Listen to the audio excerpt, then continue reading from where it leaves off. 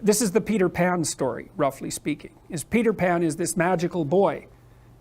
Pan is the god of everything, roughly speaking, right? And so it's not an accident that he has the name Pan. And he's the boy that won't grow up. And he's magical. Well, that's because children are magical. They can be anything. They're nothing but potential. And Peter Pan doesn't want to give that up. Why? Well, he's got some adults around him, but the main adult is Captain Hook. Well, who the hell wants to grow up to be Captain Hook? First of all, you've got a hook. Second, you're a tyrant. And third, you're chased by the dragon of chaos with a clock in its stomach, right? The crocodile. It's already got a piece of you. Well, that's what happens when you get older. Time has already got a piece of you. And eventually, it's got a taste for you. And eventually, it's going to eat you. And so Hook is so traumatized by that he can't help but be a tyrant. And then Peter Pan looks at traumatized Hook and says, well, no, I'm not sacrificing my childhood for that. So that's fine, except he ends up king of the Lost Boys. In Neverland, well, Neverland doesn't exist, and who the hell wants to be king of the Lost Boys? And he also sacrifices the possibility that he'll have a real relationship with a woman, because that's Wendy, right? And she's kind of conservative, middle-class, London-dwelling girl. She wants to grow up and have kids and have a life. She accepts her mortality. She accepts her maturity. Peter Pan has to content himself with Tinkerbell. She doesn't even exist. She's like the fairy of porn. She doesn't exist. She's the substitute for the real thing. And so, but the dichotomy that you're talking about is very tricky, because there's a sacrificial element in maturation, right? You have to sacrifice the pluripotentiality of childhood for the actuality of a frame. And the question is, well, why would you do that? Well, one reason is it happens to you whether you do it or not.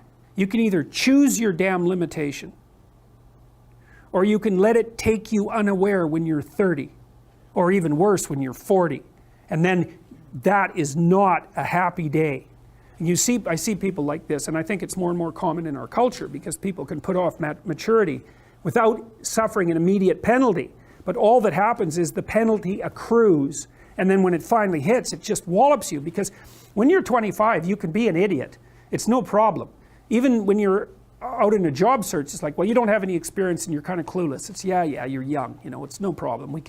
That's what young people are like, but they're full of potential. Okay, well, now you're the same person at 30. It's like people aren't so thrilled about you at that point. It's like, what the hell have you been doing for the last 10 years? Well, I'm just as clueless as I was when I was 22. It's, yeah, but you're not 22. You're an old infant, right? And that's an ugly thing, an old infant. So part of the reason you choose your damn sacrifice, because the sacrifice is inevitable, but at least you get to choose it. And then there's something that's even more complex than that in some sense, is that the problem with being a child is that all you are is potential, and it's really low resolution. You could be anything, but you're not anything. So then you go and you adopt an apprenticeship, roughly speaking, and then you become something. And when you're something, that makes the world open up to you again. Like if you're a really good plumber, then you end up being far more than a plumber, right? You end up being a good employer. Not that plumbers, I'm not putting plumbers down. It's like more power to plumbers. They've saved more lives than doctors.